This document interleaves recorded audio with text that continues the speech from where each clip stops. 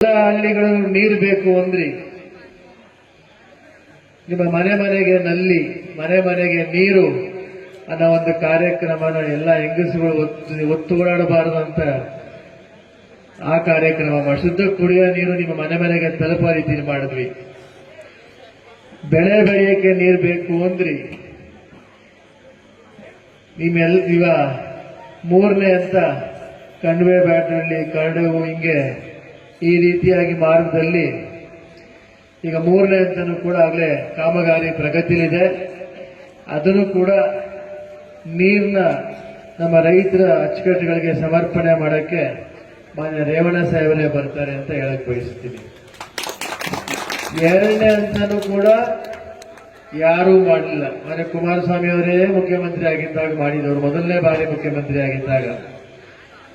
ಮೂರನೇ ಅಂತನ ಮಾನ್ಯ ಕುಮಾರಸ್ವಾಮಿ ಅವರೇ ಮತ್ತೆ ಮುಖ್ಯಮಂತ್ರಿಯಾಗಿ ಬರಬೇಕಾಯ್ತು. ಮಾನ್ಯ ರೇವಣ್ಣ ಸಾಹೇಬರ ಒಂದು ಅಧ್ಯಕ್ಷತೆಯಲ್ಲಿ ಆ ಮೂರನೇ ಅಂತ ನಾವು ಪ್ರಾರಂಭ ಮಾಡಿದ್ವಿ.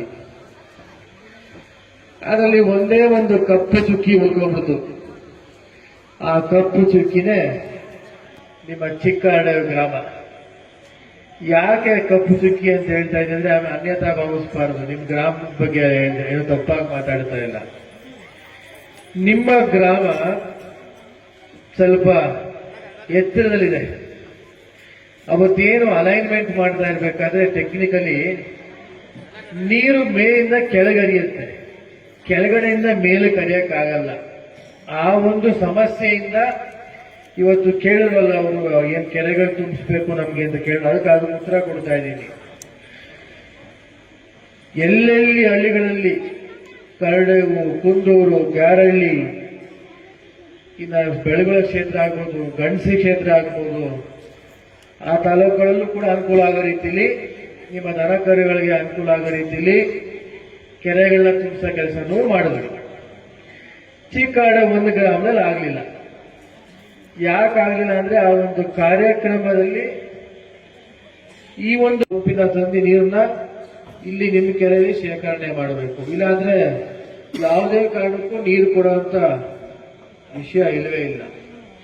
ಯಾಕಂದ್ರೆ ನಾನು ನಿಷ್ಠುರಾದ್ರೂ ಪರವಾಗಿಲ್ಲ, ಸತ್ಯನೇ ಮಾತಾಡಕ್ಕೆ ಇಷ್ಟಪಡ್ತೀನಿ. ಯಾವುದೇ ಗ್ರಾಮಕ್ಕೆ ಹೋದ್ರೂ ಈ ಕೆಲಸ ಆಗತ್ತೆ ಅಂದ್ರೆ ಆಗುತ್ತೆ ಅಂತ ಹೇಳ್ತೀನಿ, ಆಗಲ್ಲ ಅಂದ್ರೆ ಆಗ್ಲೇ ಹೇಳ್ಬರ್ತೀನಿ ಆಗಲ್ಲ ಅಂತ. ಒಂದ್ ಸ್ವಲ್ಪ ನಿಧಾನ ಆಗ್ಬೋದು, ತಾಳ್ಮೆಯಿಂದ ಇರಿ ಅಂತ ಹೇಳ್ತೀನಿ. ಎಲ್ಲ ಹಳ್ಳಿಗಳಲ್ಲೂ ನೀರು ಬೇಕು ಅಂದ್ರಿ,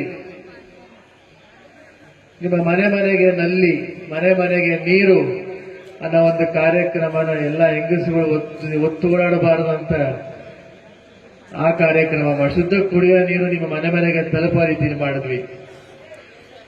ಬೆಳೆ ಬೆಳೆಯಕ್ಕೆ ನೀರು ಬೇಕು ಅಂದ್ರಿ,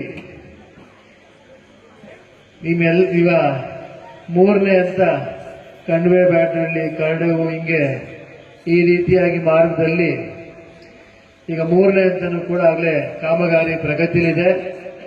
ಅದನ್ನು ಕೂಡ ನೀರನ್ನ ನಮ್ಮ ರೈತರ ಅಚ್ಚುಕಟ್ಟುಗಳಿಗೆ ಸಮರ್ಪಣೆ ಮಾಡೋಕ್ಕೆ ಮಾನ್ಯ ರೇವಣ್ಣ ಸಾಹೇಬರೇ ಬರ್ತಾರೆ ಅಂತ ಹೇಳಕ್ ಬಯಸುತ್ತೀನಿ. ಎರಡನೇ ಅಂತನೂ ಕೂಡ ಯಾರೂ ಮಾಡಲಿಲ್ಲ. ಮಾನ್ಯ ಕುಮಾರಸ್ವಾಮಿ ಅವರೇ ಮುಖ್ಯಮಂತ್ರಿ ಆಗಿದ್ದಾಗ ಮಾಡಿದವರು, ಮೊದಲನೇ ಬಾರಿ ಮುಖ್ಯಮಂತ್ರಿ ಆಗಿದ್ದಾಗ. ಮೂರನೇ ಅಂತನ ಮಾನ್ಯ ಕುಮಾರಸ್ವಾಮಿ ಅವರೇ ಮತ್ತೆ ಮುಖ್ಯಮಂತ್ರಿಯಾಗಿ ಬರಬೇಕಾಯ್ತು. ಮಾನ್ಯ ರೇವಣ್ಣ ಸಾಹೇಬರ ಒಂದು ಅಧ್ಯಕ್ಷತೆಯಲ್ಲಿ ಆ ಮೂರನೇ ಅಂತ ನಾವು ಪ್ರಾರಂಭ ಮಾಡಿದ್ವಿ. ಅದರಲ್ಲಿ ಒಂದೇ ಒಂದು ಕಪ್ಪು ಚುಕ್ಕಿ ಉಳ್ಕೊಂಡ್ಬಿಡ್ತು. ಆ ಕಪ್ಪು ಚುಕ್ಕಿನೇ ನಿಮ್ಮ ಚಿಕ್ಕಹಳ್ಳಿ ಗ್ರಾಮ. ಯಾಕೆ ಕಪ್ಪು ಚುಕ್ಕಿ ಅಂತ ಹೇಳ್ತಾ ಇದ್ರೆ ಅನ್ಯತಾ ಭಾವಿಸಬಾರದು. ನಿಮ್ಮ ಗ್ರಾಮದ ಬಗ್ಗೆ ಏನು ತಪ್ಪಾಗಿ ಮಾತಾಡ್ತಾ ಇಲ್ಲ. ನಿಮ್ಮ ಗ್ರಾಮ ಸ್ವಲ್ಪ ಎತ್ತರದಲ್ಲಿದೆ. ಅವತ್ತೇನು ಅಲೈನ್ಮೆಂಟ್ ಮಾಡ್ತಾ ಇರ್ಬೇಕಾದ್ರೆ ಟೆಕ್ನಿಕಲಿ ನೀರು ಮೇಲಿಂದ ಕೆಳಗರಿಯುತ್ತೆ, ಕೆಳಗಡೆಯಿಂದ ಮೇಲೆ ಕರಿಯಕ್ಕಾಗಲ್ಲ.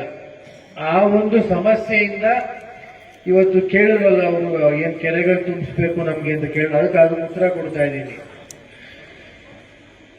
ಎಲ್ಲೆಲ್ಲಿ ಹಳ್ಳಿಗಳಲ್ಲಿ ಕರಡೆವು, ಕುಂದೂರು, ಗ್ಯಾರಳ್ಳಿ, ಇನ್ನು ಬೆಳಗೊಳ ಕ್ಷೇತ್ರ ಆಗ್ಬೋದು, ಗಣಸಿ ಕ್ಷೇತ್ರ ಆಗ್ಬೋದು, ಆ ತಾಲೂಕುಗಳಲ್ಲೂ ಕೂಡ ಅನುಕೂಲ ಆಗೋ ರೀತಿಯಲ್ಲಿ, ನಿಮ್ಮ ದನ ಕರುಗಳಿಗೆ ಅನುಕೂಲ ಆಗೋ ರೀತಿಯಲ್ಲಿ ಕೆರೆಗಳನ್ನ ತುಂಬಿಸೋ ಕೆಲಸನೂ ಮಾಡಿದ್ರು. ಚಿಕ್ಕಾಡ 1 ಗ್ರಾಮದಲ್ಲಿ ಆಗಲಿಲ್ಲ.